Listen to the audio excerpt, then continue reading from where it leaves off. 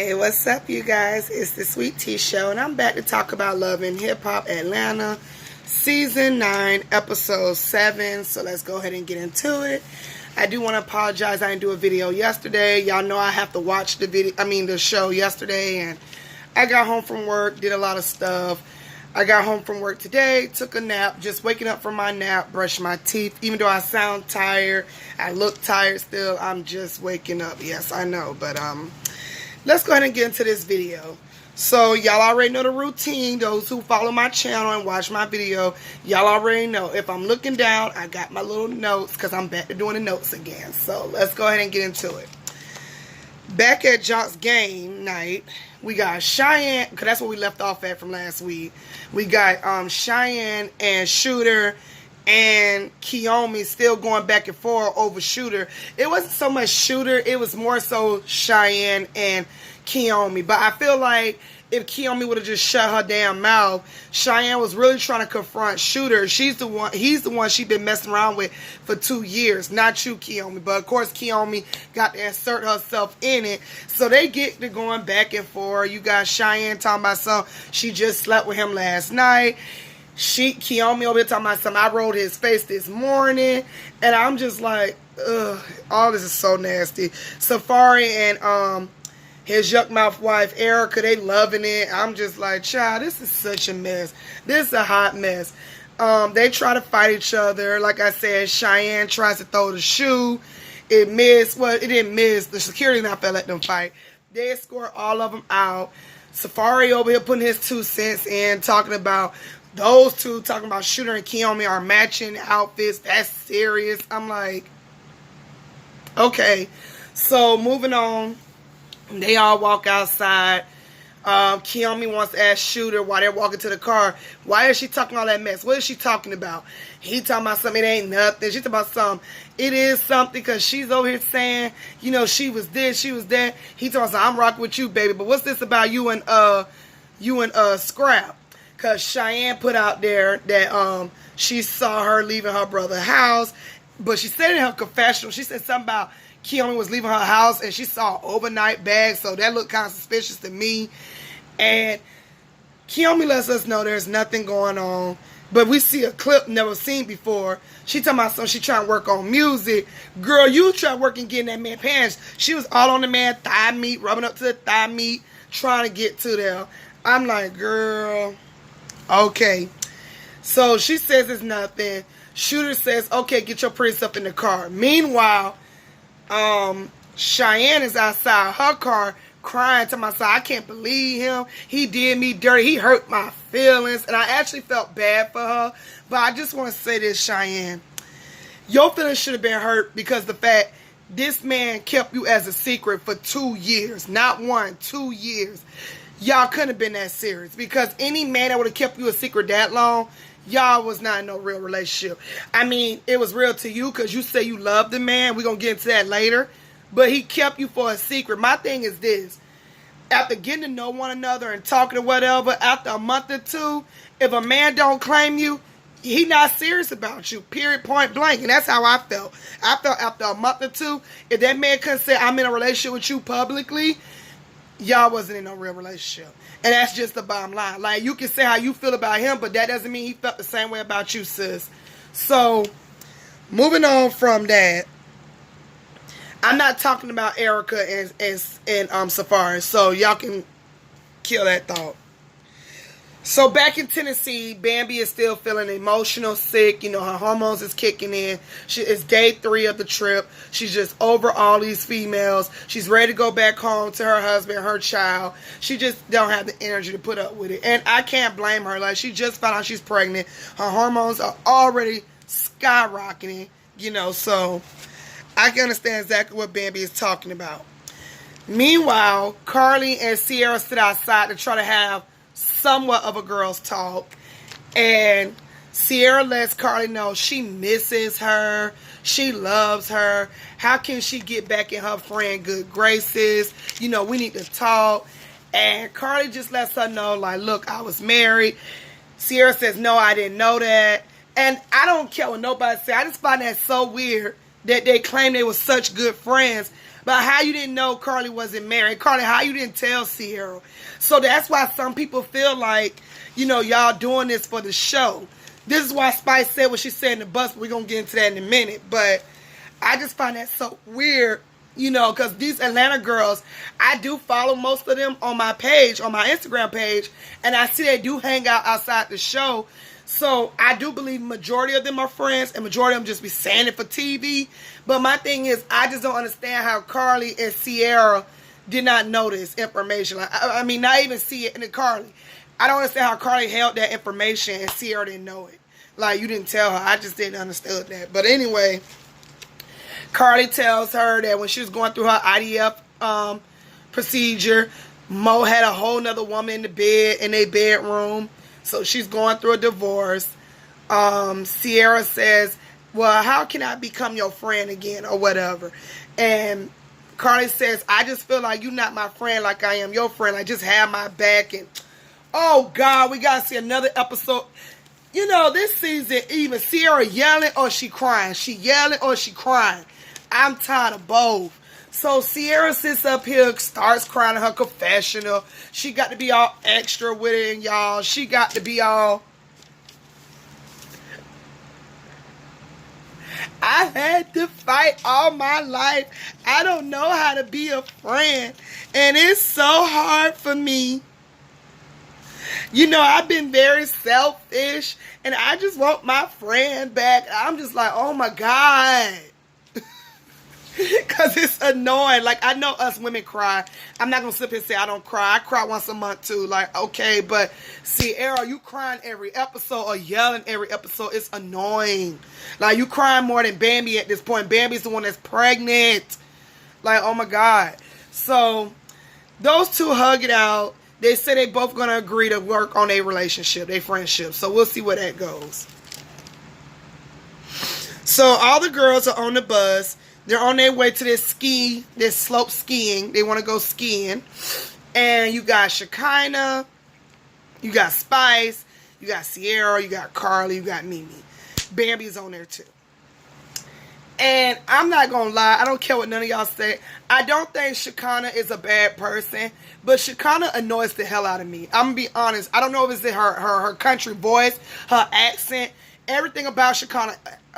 I don't know. It just aggravates me. Her hairstyle aggravates me. Her voice aggravates me. Her round face looking like a tomato aggravates me. Like, she seems like a sweet woman, and she just want to be in everybody's business. And I do see where Carly was coming from. Carly would know, because Carly's in everybody's fucking business. So, with that being said, we all on the bus. And I don't know who brought the fact, Sierra, you drinking again. And I'm just looking like, ain't this supposed to be a trip? So was she drinking again? Why not get a drink in before she goes skiing? And besides, she's not the one pregnant. Bambi pregnant. So why does it matter? Then Shekinah brings up, I saw you and Carly talking. So what y'all talked about? So she basically told everybody, Sierra told everybody, we're trying to fix our friendship. I took most of the responsibility. And Shekinah asked something about, well, how did the conversation start about what y'all talked about? Or something like that, and that was matter. And Sierra just let her know, like, that's between me and Carly, and I don't want to discuss it with you. Now, I watched the scene. It did come off a little bit rude. I will say it was one of those situations. It was the tone, Sierra. It was the tone. It was the way you said it. Because sometimes you can tone something a certain way, and that will make somebody have an attitude. So I do understand where Shekinah was coming from with that. But Shekinah, if she didn't want to tell you, she didn't want to tell you. And she just kept going on and on this bus trip. Talking about stuff. Oh, I'm so tired of everybody ganging up on me. And why is everybody being so mean to me? And I don't understand. Like, why you got to say it like that? And Sierra tried to tell her she didn't try to say it like that. Even though she did come out like that. She kind of just kept going on and on and on about how everybody's mean to her. Then Carly back there talking about some facts. And she over here talking, why you talking about some facts? Y'all didn't leave me alone. At this point, y'all done woke up Spice. Spice the guy in her feelings. Spice said, I am over this bitch, Shekinah. So Spice starts talking heavily in her accent that I can't never understand. I got a few few words out of what Spice said. Spice was just saying, Shekinah, shut up. You getting on my nerves. Like, everybody's tired of hearing your mouth. Like, I'm trying to enjoy this trip. I'm ready to get off this bus. And Shekinah just, I didn't even say nothing to you. You been so mean. I've been trying to kiss your ass. And you just been mean to me and all this stuff jumping all on me. And she's like, Shekinah, please shut up. Leave me alone. Now, you keep on talking or whatever. All y'all fake on this bus. All y'all got fake friendships. Bambi tries to intervene. Bambi like, everybody's friends. Everybody need to get along. She has been trying to reach to you, Spice. Spice was like, well, was you there when she wasn't trying to be my friend? Bambi starts to cry. This is too much for her. Bambi is just drained. She don't know how much she can deal with these females. Shekinah starts yelling, get me off this bus. I need to smoke a joint. I need to smoke a cigarette. Spice said, yeah, you're going to mess up your lungs. So they finally reached the skiing place. And Shekinah is still off the bus yelling about the situation. And then she's mocking Spice. So Spice around here, leave me alone. Leave me alone. Like, all this stuff. Next thing you know, Spice to her. So you want to fight, try to approach her. Shekinah runs and yells and screams. So I ain't trying to fight you. I'm 32 years old. I ain't got time to be doing that. My big ass gonna fall. I got too much plastic surgery in my system. I'm not doing it. Bambi said she had enough. Take her back home. Take her back to the hotel, the lodge, whatever it was called. Bambi said she's done with you bitches. She cannot do it. So she leaves. Mimi says she's over all the bitches, the hoes, the screaming. She's over these girls too. She finna get her ass on them skis. And she had the most time of her life. So back at home, I don't know why we needed this scene, but okay. Y'all on Mona Scott, you on sis giving us this yuck mouth Erica. But okay. Erica meets up with Kiyomi to miserate about the fact that they got Bow Wow in common. Who gives a damn? I didn't care when Erica Mena was with Bow Wow now. Then. I don't care to hear about what she talking about with him now. Ain't you married? So how's that all you and Kiyomi have in common? Then Kiyomi, she swears up and down, I don't want to be mentioned of Bow Wow. I don't want to talk about Bow Wow. I cannot fucking tell. Like, I'm so tired of hearing about you and Bow Wow got into this fight. Like, girl. Then Erica uses this moment to just get in this girl business. So what happened the other night? Because Erica want to be in everybody's fucking business. Because she ain't got no business of her own. Her business is to take care of that child at home with Safari. So, she tells Erica. She tells Erica that Shooter and hers in an open relationship. Exactly. Open relationship. She was like, if he's down to have a girl in the bed with us and we have a threesome, that's cool and fine. But I'm not doing that with Cheyenne. She's ugly. Pause. I want to take the time and say something right there with Kiyomi. First and foremost, Cheyenne is not ugly. Cheyenne is very beautiful. Both of y'all are beautiful women. Y'all just being crazy over a man. However, I didn't like that she said Cheyenne is ugly. Then she another time I said Cheyenne is basic. Why is she basic, Kiyomi? Why is she basic? Because she got a real job. She got a real career. She's a realtor. And that comment you made in the last scene, time I saw, oh, you gonna buy us a house since you're a realtor. What's wrong with that? At least she not going from reality show to reality show, dating this fuckboy to the next fuckboy. Yeah, she dated Shooter, but you done went from Bow Wow to Shooter, so neither one is an upgrade. Both is a disgrace. Both is a downgrade. Both ain't got nothing going for themselves, and neither do you.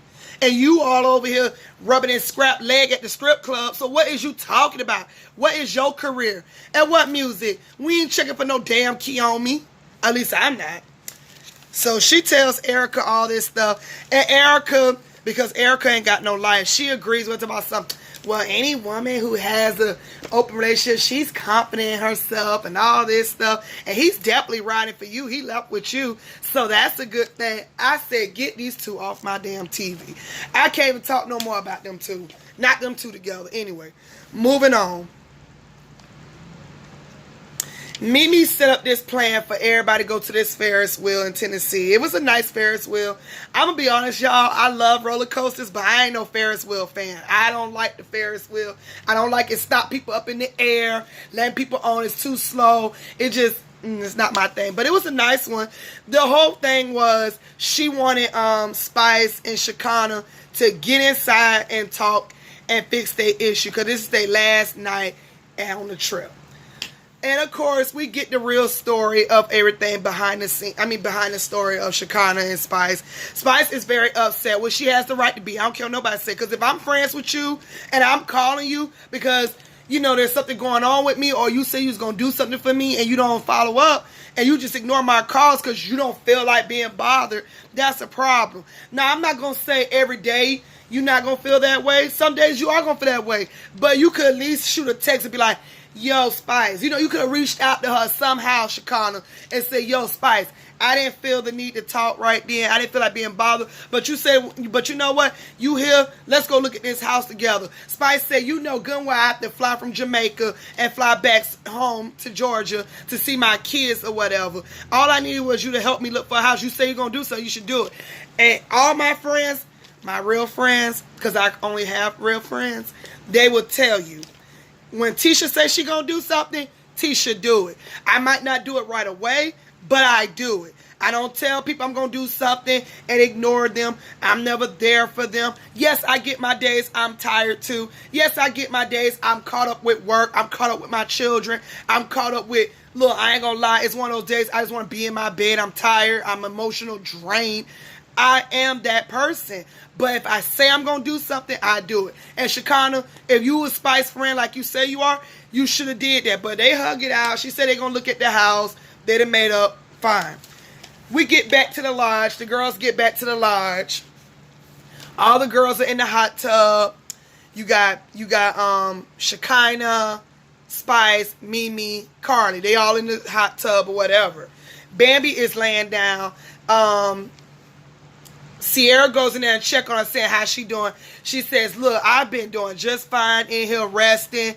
Them 3 hours did wonders for me. You know, I'm going to have to keep the same energy and keep my distance from these girls. I miss my husband. I miss my child.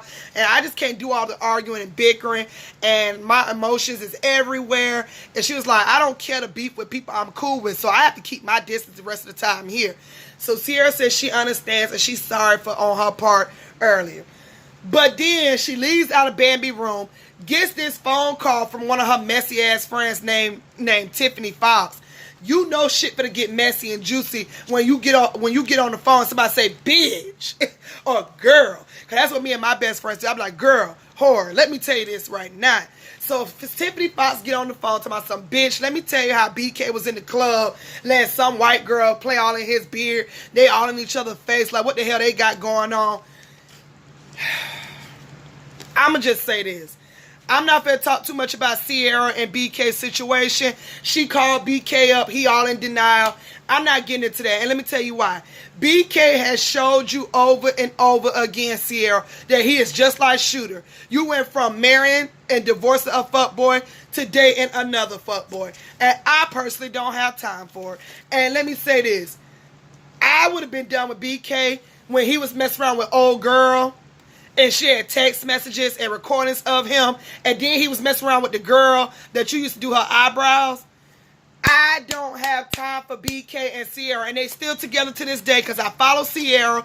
And they all in the videos together, quarantined together, wearing little facial masks together. I don't have time. So you can tell Spice and Shekinah in the kitchen you done with him. And he got a fake ass page where he following his exes. But let me tell you something, sis. If you like it, I love it. Moving on from that scene.